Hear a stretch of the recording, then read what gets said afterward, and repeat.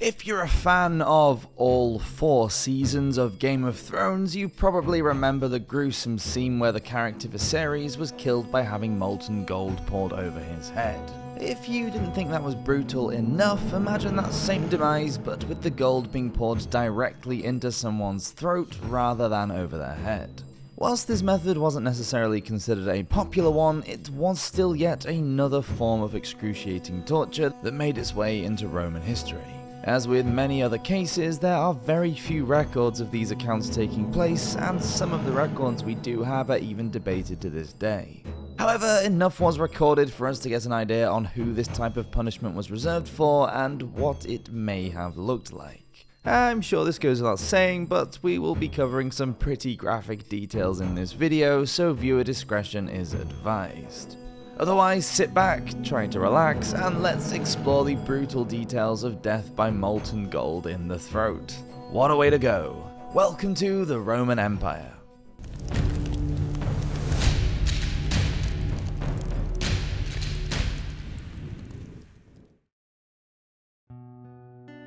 A brief yet awful history.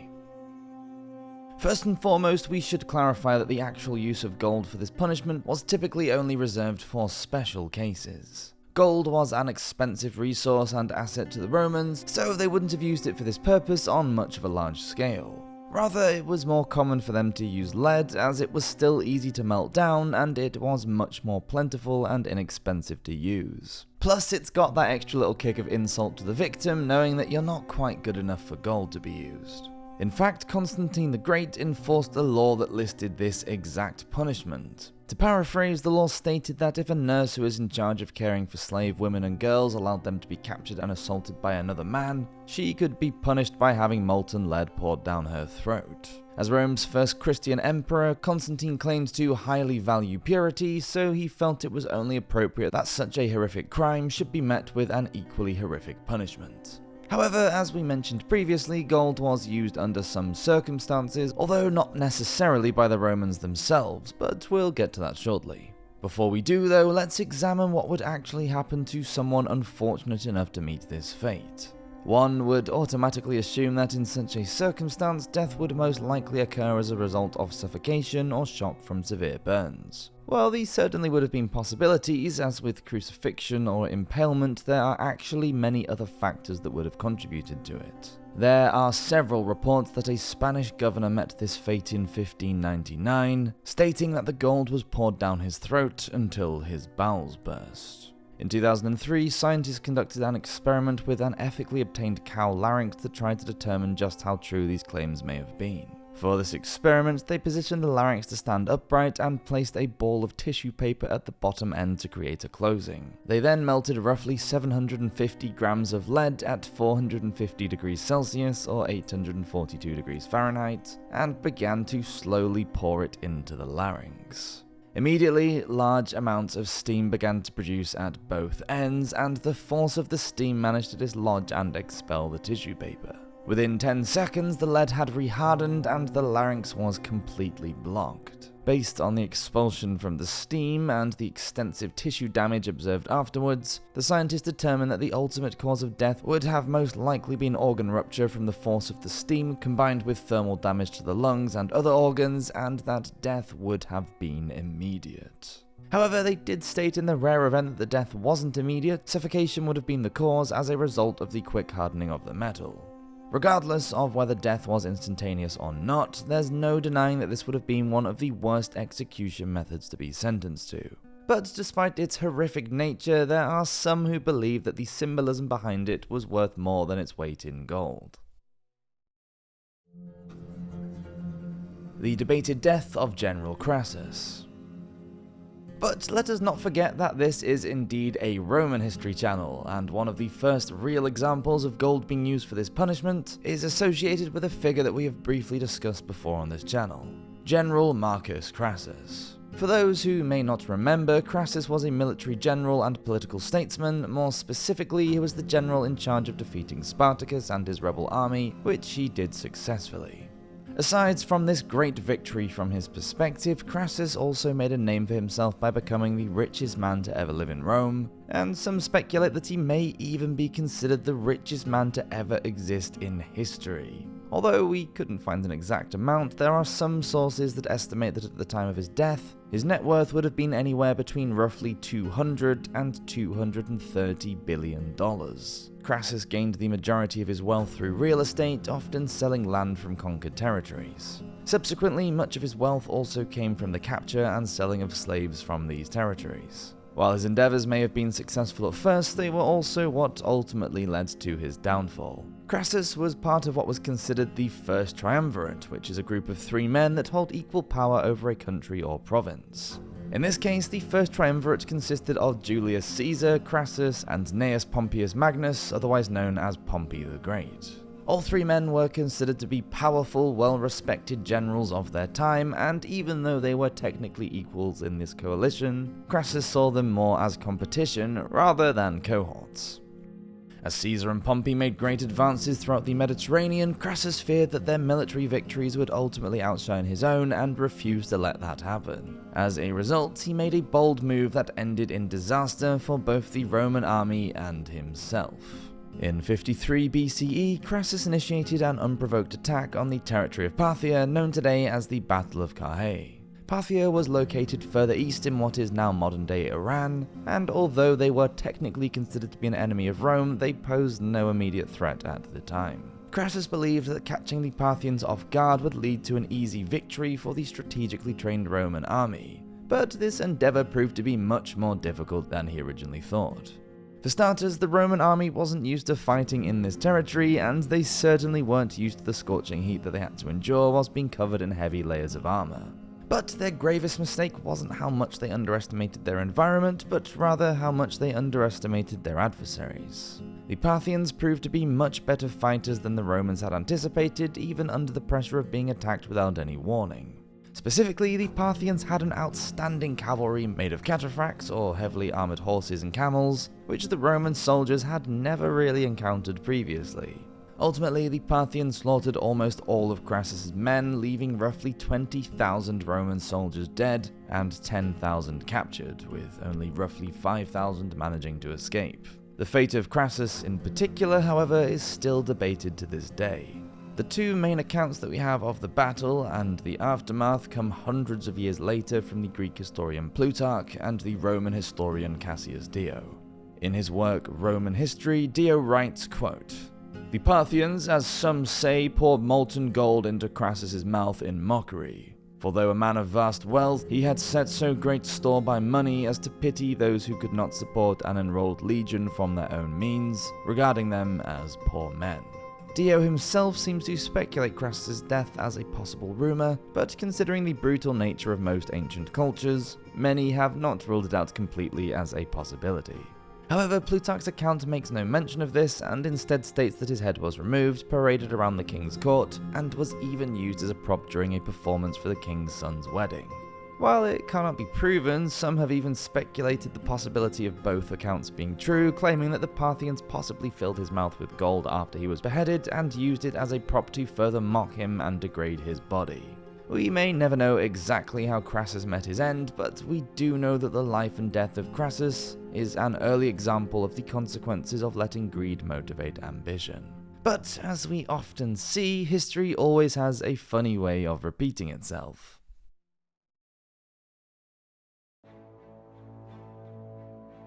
The equally debated death of Emperor Valerian. Publius Licinius Valerianus, otherwise known as Emperor Valerian, rose to power in 253 CE. Like many other emperors before him, Valerian was well known for having a strong disdain towards Christians, and took any opportunity he could to persecute the church and its members. He even went so far as to order the executions of Bishop Cyprian of Carthage and Bishop Sixtus II of Rome. That being said, Valerian lived the fairly typical life of a Roman emperor. However, the end of his life certainly sets him apart from all of the others. The Persian Empire had been one of Rome's greatest adversaries since its inception, and at the time of Valerian, Persia was under the rule of King Shapur I. Shapur had already executed 2 of Valerian's predecessors, and his armies were clearly putting up a great fight to push back Roman forces to defend and reclaim territory in the Middle East. In the same year that Valerian claimed the title Emperor, Shapur and his troops took back land in Syria, and by 260 CE, he launched a large-scale invasion in an attempt to reclaim land in northern Mesopotamia. During this invasion, the Romans experienced a devastating loss at the Battle of Edessa, and much like Crassus, Valerian made a decision that ultimately sealed his fate. Following the loss at Edessa, Valerian sent word to Shapur that he wanted to negotiate peace, and his men returned stating that Shapur wanted to discuss these terms further in person. Valerian accepted, and so he and a small group of his men rode to the Persian camp where Shapur and his own men were eagerly waiting. But as soon as Valerian arrived, it became clear that Shapur lured them into a trap. His troops immediately captured the Roman soldiers as well as Valerian himself, making him the only emperor ever to be held prisoner in Roman history. How embarrassing for him. Yet again, this is where the rest of the details become unfortunately unclear. The Battle of Edessa was a devastating loss for the Romans, so it's believed that they didn't keep many records of this battle due to the embarrassment that they faced. Ironically enough, Valerian's story is primarily told by prominent Christian and Persian historians, so you can imagine how biased and unsavory these biographies were to begin with. One of the most well-known accounts of Valerian's death comes from the Christian historian Lactantius, who despised Valerian as much as Valerian despised the Christians. In his account, Lactantius primarily outlines the humiliation that Valerian allegedly faced while under the capture of Shapur, claiming that he lived the rest of his life in slavery and even served as a literal footstool for the king. At the time of his actual execution, Lactantius acknowledges the rumors of Valerian facing the same alleged fate of Crassus, having molten gold poured down his throat. Although there are no solid sources that state this outside of Lactantius' records, there are some who accept this as a possibility. It is speculated that when Valerian initially sent word about negotiating peace, he offered Shapur money and land in exchange for calling off his forces. This would have greatly offended Shapur, as his conquests weren't necessarily about money and exploiting land, but rather defending the land that he believed to be Persia's. So it is believed that Shapur had Valerian executed by having molten gold poured down his throat to once again signify and mock the greed that the emperor possessed. However, while Lactantius acknowledges these rumors, he posed his own theory that the king ultimately had Valerian flayed and skinned alive, only to have his skin dyed red with vermilion and stuffed with straw to be displayed in one of Persia's temples as a warning. Unfortunately, however, as with the story of Crassus, we will never truly know the fate of Valerian. Many historians speculate that Lactantius' account is an exaggerated one fueled by his hatred for Valerian, and the opportunity to claim that God punished him so terribly because of his treatment towards Christians. If anything, many believe that Valerian was more than likely executed upon walking into Shapur's trap, and even if he was captured, he was probably executed after a short time in captivity. The more likely death of Manius Aquillius. In terms of Roman history, there is at least one confirmed case of a man being killed by having molten gold poured down his throat, and it is believed that his story is what inspired the rumors behind the deaths of Crassus and Valerian. Manius Aquillius was a Roman general who earned the title of consul in 101 BCE. He was primarily responsible for overseeing the territories in what was known as Asia Minor, where King Mithridates VI of Pontus had recently ordered his son-in-law to take the province of Cappadocia, where he took the province of Bithynia later on himself. Following pleas from the king of Bithynia, Aquillius was ordered to go to these provinces and order Mithridates VI to stand down, as well as restore power back to the rightful kings. Upon giving his orders, Mithridates VI agreed to these terms with very little pushback, and for the most part, he was willing to divert his attention elsewhere without further conflict from the Romans. But unfortunately, Aquillius had other plans behind the scenes. Once Mithridates' forces were removed, Aquillius decided to take things further. Naturally, because the Romans used their own resources to help the king of Cappadocia and Bithynia, they were now considered to be in debt to the Romans and now owed them money for the resources they used. Aquillius, however, made his own decision to offer the kings another way to repay this debt. He encouraged them to turn on Mithridates completely, saying that if they invaded Pontus, they could wipe away their debts with the land and resources they acquired, should they be successful.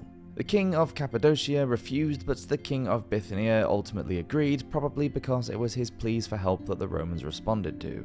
Subsequently, the forces of Bithynia invaded western Pontus and even managed to block their ships from leaving port.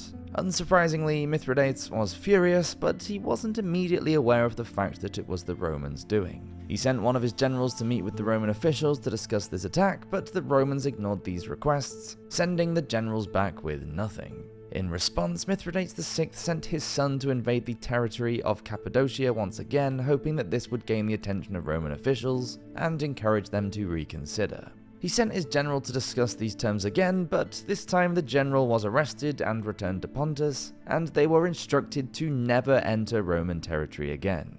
This was the final straw for Mithridates, and it marked the start of the First Mithridatic War. A Greek historian with Roman citizenship named Appian recorded these accounts years later in his work, The Mithridatic Wars, and it is in these works that he outlines the gruesome fate that awaited Aquillius. In 89 BCE, as the war waged on and it became clear that Mithridates' armies were much more powerful than once thought, Aquillius attempted to flee several times. In the eyes of both the Roman Senate and Mithridates VI, Aquillius was the root cause for starting this unprovoked war, and he knew that there wasn't much anyone could or even would do to save him, so as far as he was concerned, running was his best option. He eventually made it to the island of Lebo in Greece, but it was very short-lived. The citizens of the island knew of the war that was going on, and they were also aware that Aquillius was a very wanted man. The people of Lebo wanted nothing to do with the war at hand, nor anything to do with the wrath of Mithridates that they risked facing if they chose to hide Aquillius. In the end, they ultimately handed Aquillius over to Mithridates, and as they say, the rest is history. As with the other stories, Mithridates decided to execute Aquillius with molten gold for one particular reason: to mock his greed. The fact of the matter is, the war would have never even started if it wasn't for Aquillius bribing the kings and essentially forcing them to attack. Because of him and his conquest for money and power, many lives were unnecessarily lost on both sides, and so were many resources that could have been used for infrastructure, trade, or other more prosperous projects. So when you consider just how much was truly decimated as a result of his singular actions, it almost seems appropriate for him to experience punishment on such a harsh scale. That being said, it's easy to see why any historian would use the story of Aquillius as inspiration for the possible demise of those after him, especially when they seem to share the same greedy ambitions. Conclusion. Whilst the sentence of death by molten gold or lead wasn't a common one, the fact that it existed at all shows just how dark our human nature can be, even if it's technically in the name of justice. If there's one thing we've learned so far whilst doing research for this channel, it's the fact that the Romans were clearly as passionate about their ideas of justice as they were about their quests for power. Respectively, the Romans have also proved the age-old saying that not everything that glitters is gold, but if you're greedy enough to try to take it anyway, the gold that you seek may just end up being your cause of death.